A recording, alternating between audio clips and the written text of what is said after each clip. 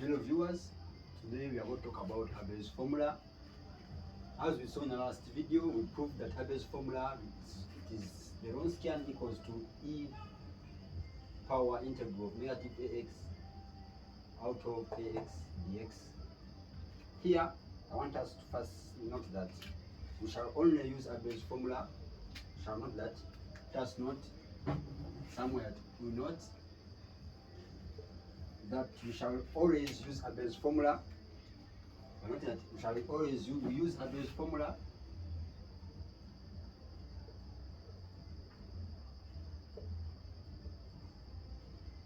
first of all when we are given one of the solutions, one of the linearly independent solutions,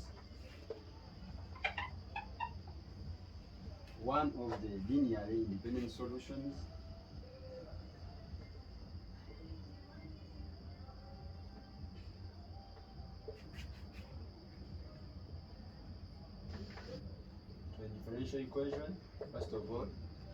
And yes, secondly, our differential equation should be of the second order. And lastly, our differential equation should be homogeneous.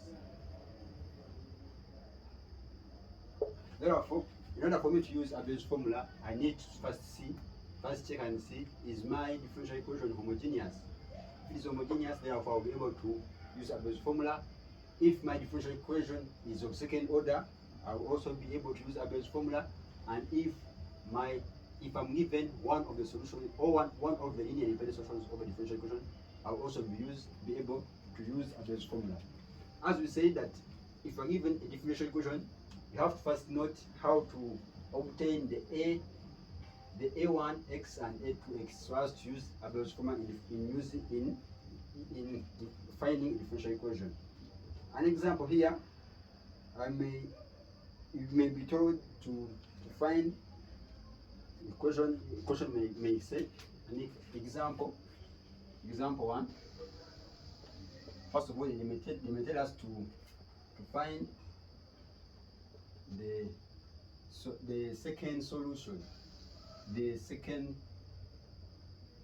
solution, which is linearly independent when you are given y1 equaling to negative x for this differential equation. The differential is x squared plus 1 y double derivative minus 2x y single derivative plus 2y equals to 0.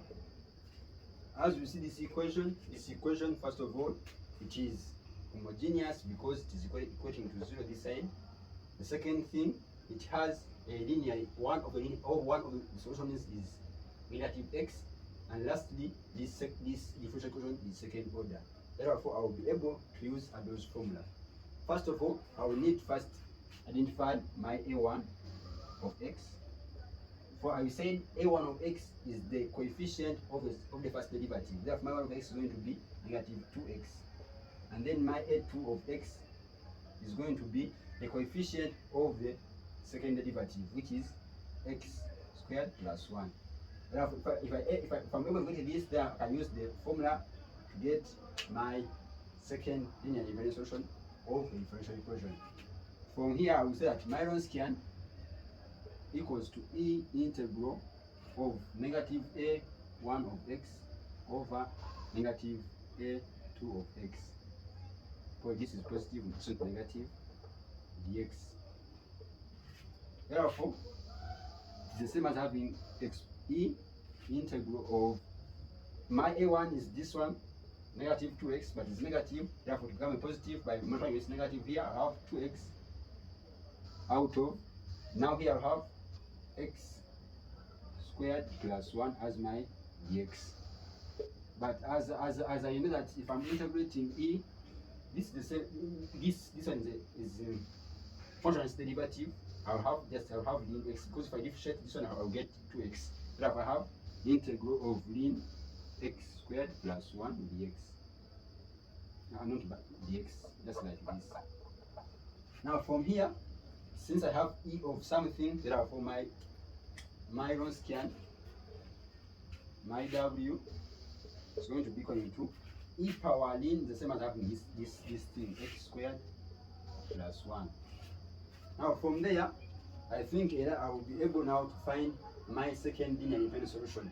Since we know that from a definition of a Wronskian, our Wronskian w equals to, remember it is y1 derivative, y2 derivative. It is the same as having the determinant of this is going to be y1 derivative minus y2 derivative. Now from here, just say my Wronskian w is this one. I have y1 derivative minus y2 derivative equals to x squared plus 1. But if I observe this using the experience and I may, if I divide everywhere by y1 squared, divide by y1 squared, I'm seeing something, a quotient rule here. I think we'll also see a quotient rule here. A quotient rule. If I keep quotient rule, remember how do you fetch quotient rules? If I have y2 over y1, I will say it is the same as having y1 times the derivative of y2 minus y2 minus the derivative over y1 squared. Therefore, this is the same as having d dx of y2 over y1, which is the same as having now here x squared plus 1 over, my y1 was negative x, therefore it's negative x squared, which is x squared. I think they are still together there. Now, if I integrate both sides, if I put this to the other side and integrate, I'll have d of y2 over y1 equals to x squared plus 1 over x squared dx. And integrate both sides. If I integrate both sides, allow me to put off this side to complete my solution. I will have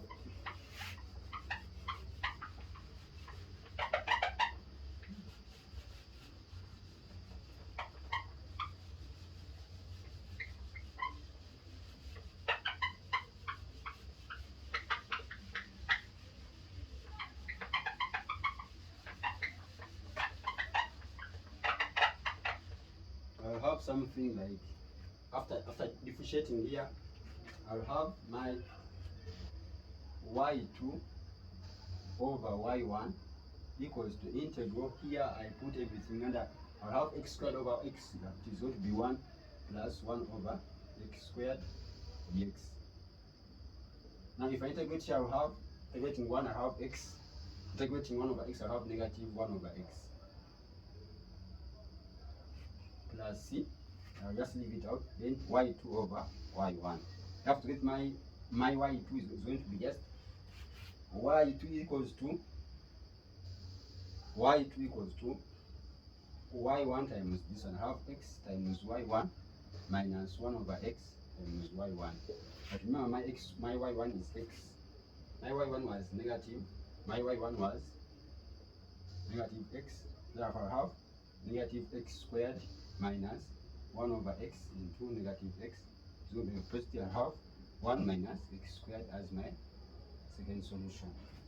But remember, we should always write general solution to a differential equation, which is the same as having my general solution is going to be y equals to c1 y1. My y1 is negative x plus my second solution is going to be c2 times y2, which is 1 minus x squared. I think that example is enough. I want to do a second example.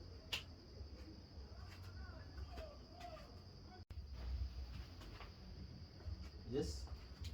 Example 2, as we say that we are using Abels formula to find the solution.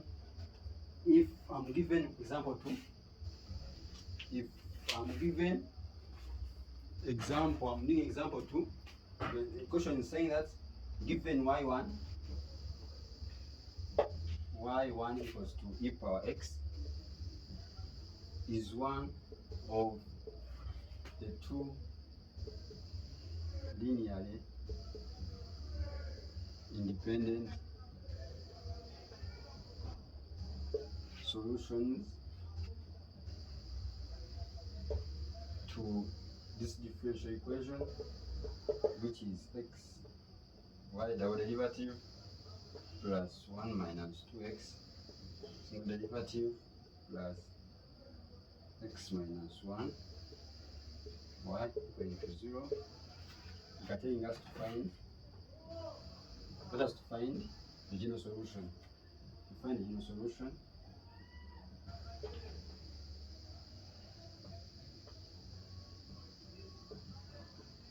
defining the general solution. As we say that, in order for me to use Abels formula to find the second linear independent solution of a differential equation, what I have to do, I have to make sure that my differential equation is homogeneous. As we say, it is going to 0. First, second, it is the second order. The second, I'm using the second order, and lastly, I should be given the first one of the independent solution, which is E of x. What I have to do first is to identify what is my A1, and what is my A2. As we say that A1 is the coefficient of the first derivative, which is this one, and my A2 is the coefficient of the y of the second derivative, which is this one. Therefore, I'll be able to use my Wronskian. I'll say that my Wronskian W equals to E integral of negative A. My negative A is this one. Then if I put a negative A, I'll have 2x minus 1 out of my A2 is x, out of x dx, like this. And which is the same as having in E or integral. Now here, if I put everything, if I give each element, I have integral of 2 minus 1 over x, like this dx. Therefore, I will be able to say that it's the same as having E of, if I integrate 2, I have 2 x. If I integrate negative, if I integrate this one, I have positive, because I have plus 2 plus 1 over x squared. Is it? Yes. Because if this was x power negative 1, if I integrate x power negative 1, I'll add the 1. Yes, I'm integrating.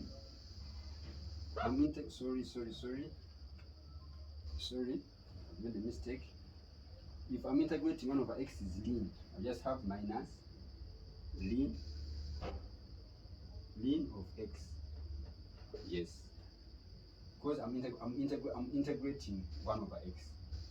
Therefore, I can proceed by saying that if I'm integrating ln, this is the same as having E of x times negative. Are we together? Why is the same thing I'm having also? It's the same as having, because I'm integrating, here I've divided everything by x. I'll have this one. Divided by x, I'll have 1 over x, like this. If I integrate 2, I'll have 2x. If I integrate 1 over x, I'll have ln x. Yes. So this is the same as having my W. It's going to be the same as having, now it will be going to be E of x times E ln of x, or negative 1, because this negative can just come out. Then this is the same as my W is going to be the same as having, this is the same as having x power negative 1 E power 2x. But as you have seen that our Wronskian, just define it by our Wronskian equals to y1, y2 derivative minus y2, y1 derivative. I just substitute that my y1, y2 derivative minus y2, y1 derivative equals to x power negative 1 e power 2x. That way. If I divide through by y1 squared, but my y1 is e of x, I have e of x, but squared now goes to e of x of 2x. Then this is my quotient rule of d dx of y2 over y1, which is the same as having x power negative 1. Then if I integrate, I'll have, if I integrate both sides by putting this dx this side, and I integrate both sides, I'll have my y2 over y1 equals to, integrating this one, I'll have ln x. Integrating 1 over x. This is the same as having 1 over x, like this. They are together. Therefore, my y2 equals to y1 times, so this is e power x ln x. Therefore, I'm going to write my general solution as y equals to c1 y1, my y1 is e power x plus c2, my y2 is e power x in x. I think with these two examples, one can easily solve a differential equation given one solution to look for the other solution using Abels' formula. What you have to note that we only use Abels' formula when we are given a first order, when we are given a second order differential equation like this one, but which is homogeneous. Secondly, we just need to have one of the solutions that one of the two solutions that are linear independent, which is y1. Then we are looking for y2, and lastly, we need to easily locate our a1x and a2x. You said my a1x is 1 minus 2x because the coefficient of y derivative, and then my y2x is this one because the difference of second derivative. Okay, thank you for watching. Subscribe, like, and comment. Even share the link to other people so as they can enjoy this math. Thank you for listening to me.